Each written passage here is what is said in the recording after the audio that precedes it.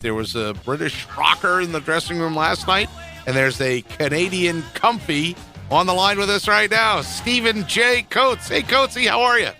Absolutely outstanding. How are you guys doing? We're doing good. Doing we're talking good. a little we're talking a little hockey, we're talking a little Flyers-Red Wings tonight. Just a huge matchup for the Flyers, obviously.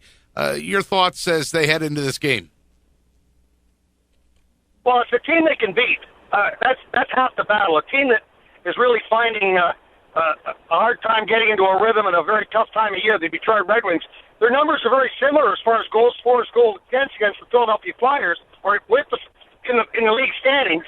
So when you take a look at this hockey club, the Red Wings have not won in here in a long time. So this is really a good situation for the Flyers.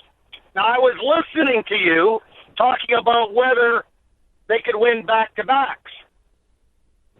And it's an interesting question. At this time last year, heading into Chicago, the current Stanley Cup champions, I would have said it would have been a lot easier to save on the meal money, the hotel rooms, and the plane flight, and just send them the 2 points, because that was the disparity in talent. But this year, this is a team that you never know what's going to happen. So, yes, they possibly, considering that the Red Wings are struggling right now and the Blackhawks are struggling, they got beat 5-0 at home by L.A. We could be catching them, both these teams, at a good time. Well, it certainly would be a great swing in the wild card pendulum if they could pull off that back-to-back. Jake Voracek not going to play tonight. What can you tell us about Jake and how close he is to being game ready? All I can tell you is in a typical NHL fashion, he's not available tonight, and he has a lower body injury, and he'll be appraised at a later date. You talked a little bit about In other words, yeah. in other words, Pete, it's top secret, and nobody can tell anybody anything. Do you know who's going to start in goal tonight? Yes, I do. Can you tell us?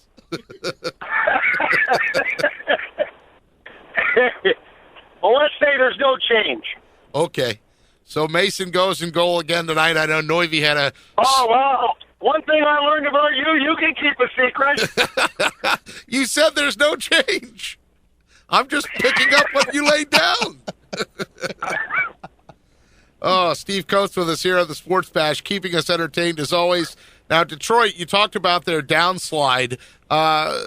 Is there anything about the Red Wings that do concern you, though? I mean, things that we need to keep an eye on tonight to know if the Flyers have them in check. Well, probably two of the finest centers ever played in the league, in Pavel Datsyuk and Henrik Zetterberg. I mean, these guys are, despite their age, are still absolutely scary to watch. So what you got to do is you got to pay attention to those top two lines.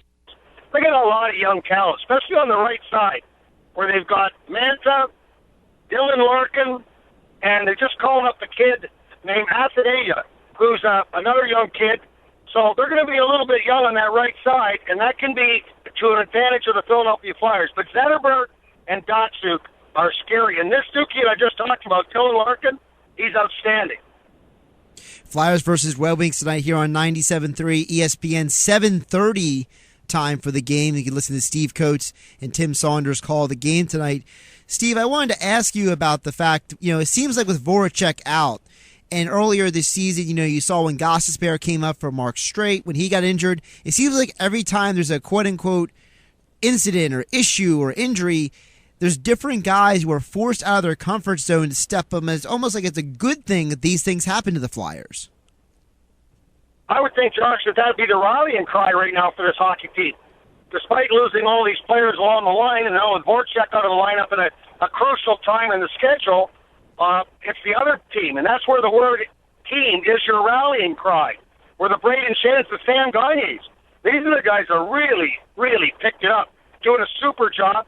And when you have that ability to have that kind of consistency from line to line to line, it makes it a lot easier.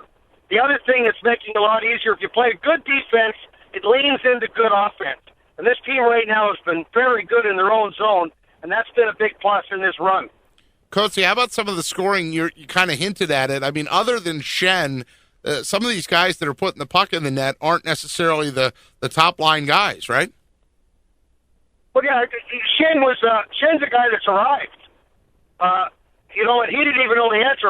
The other day, jokingly, I said, it wasn't that you were playing badly before, but what is, like, all of a sudden you're just like a new guy out there. He really didn't know the answer. He just thought that, with the help of the team playing well, he was a part of it. Gagne, we always kind of thought he didn't have a lot of grit, but he's really playing a lot of grit right now on that line with Couturier and Michael Raffle. Then you got Simmons, Giroux, and Shin. They're going to be always the same. They're very constant. Simmons is one of the best right wingers in the league, one of the better power forwards. So that's a plus.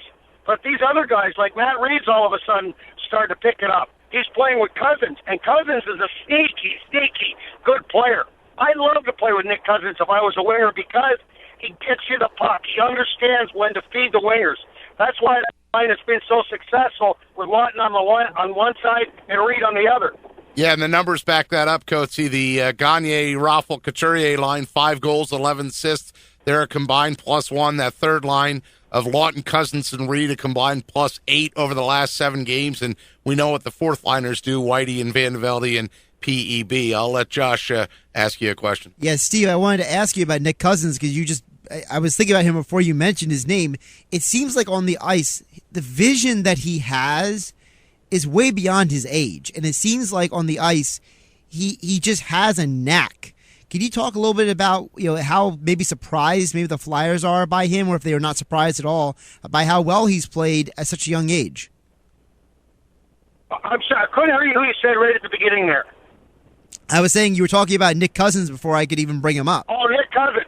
Oh, well, Nick Cousins is an interesting guy. He's not a very... And he was... I don't think that the team liked his defense at the first time he got back up in the National Hockey League level. But that's why you go to the minors, to learn. And the center position is a very hard position because you got to go back and help the defense below the circles in your defensive zone to make everything even when you're trying to match 1-for-1 as far as your players below the circles. He has picked up on that. But in the offensive zone, if you watch him, he's always moving the puck when he's skating, when he does have the puck. He's always moving in a direction where he's going to be able to go to a soft area looking for his wingers. He's got an idea.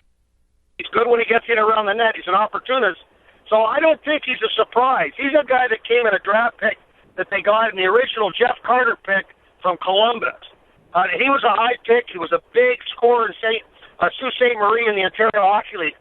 I think the big worry was his size and his defense, and I think that the size hasn't come into play, and obviously he's picked up on the defensive part. Steve Coates with us here on the Sports Bash. I'll throw out a couple stats for you, Coatesy. Red Wings haven't won in Philadelphia since the 1997 Stanley Cup Finals, so that's 10 straight losses for Detroit in the city of brotherly love, and Steve Mason has seen the Red Wings more than any other team that he's faced in the NHL, 11-11-2 with a 2.75 goals against average. So at least stats-wise, you hope there are some things in the Flyers' favor tonight. Well, I hate that number. Not that you brought it up, but when you hear that number, like 10 times they've got beat here since the Stanley Cup Final, that means kind of like that word, the do theory comes into play. But I truly believe that this hockey club is on a roll. They understand the importance of this game. I understand that they're a very conscientious group. They're very much together. So if everything clicks the way it should tonight, they should be able to beat the Red Wings and move forward and look tomorrow for another opportunity. But you got to take it game to game. You got to take it period to period. I know that's what they do, and they got to be consistent. They got to play good defense because Zetterberg and Datsuk, when they hit the blue line, those lines, those two big lines, they are absolutely flying. And you never know what Zetterberg and Datsuk are going to do, and that backs off your defense. When your defense is backed off, you got trouble. So that's going to be a big problem for the Flyers tonight. Steve Coates, voice of the Flyers tonight with Tim Saunders here on 97.3 ESPN 7:30. They take on the Red Wings, just 3 points behind them for that final spot. Steve, enjoy the game tonight. Thank you, Coatesy. Thank you, guys. Hey, Pete, I'm going to have to start studying more with all those numbers you're flying around today. I had the genie box working in high fashion. Oh, you got the genie box. You got the genie box going again, huh? Oh, you know that it makes me sound smart. SMRT. I am so smart. SMRT. All right, guys. You guys have a good night. Take care, Coatsy.